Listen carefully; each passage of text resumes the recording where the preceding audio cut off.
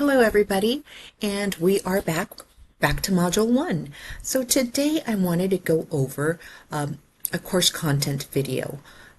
It's me, Alicia Young, your instructor, and I'm here to talk to you about the IPA, the International Phonetic Alphabet.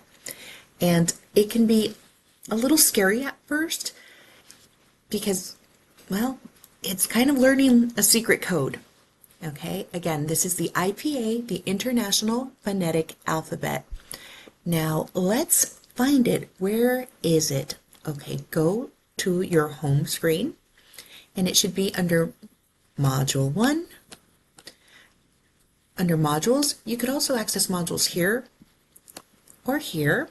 Okay, so there is Module 1. We did the introductions. Here's the summary. I want you to click on the consonant chart, also known as the IPA or International Phonetic Alphabet. Okay? We click on it and voila! You will soon see what it looks like. Let me zoom out a little bit so you can see the whole chart. No, now it's too small. Okay, so I will go in depth live on the chart, but I do want you to familiarize yourself. So we have place, manner, and voicing. Those are the three takeaway home points for today. So place is where the sound occurs.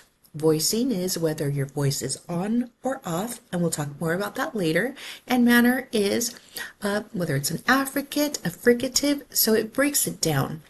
For example, the f sound, which is represented by an F, is voiceless, and it's a labiodental. What does that mean? That means that it involves your lip and your teeth.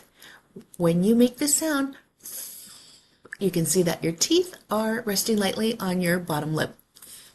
So, and what I also wanted to show you was, let's go back to modules.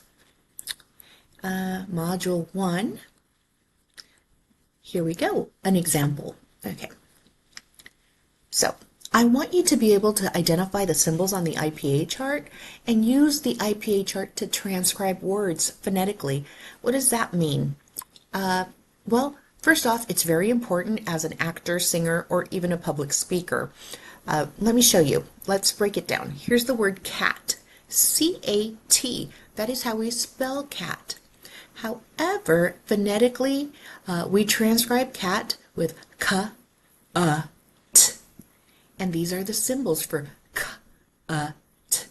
Now, the consonant symbols are a little more straightforward, or most of them are. For example, the ka represents the voiceless velar stop.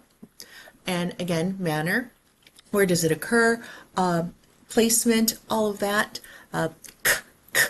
I'll help you break these down by decoding when you make the sound, where do you feel it? And is your voice on or off? And we can detect that by putting our hand gently here on our larynx. Okay, so all of the symbols, especially the vowels, have names.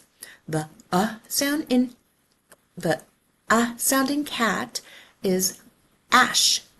The upside down E that could be found on the word the sound is called a schwa.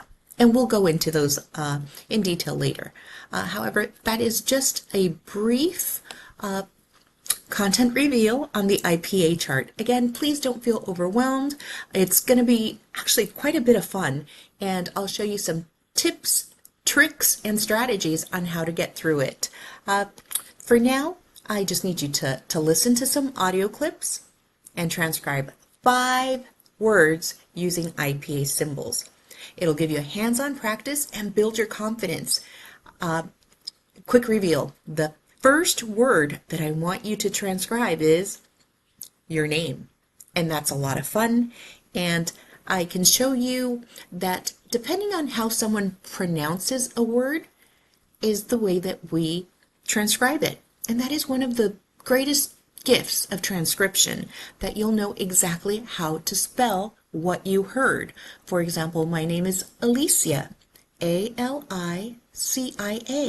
However, some folks, especially at Starbucks, produce the sound as Alicia, and the transcription for Alicia and Alicia is different, as is the spelling.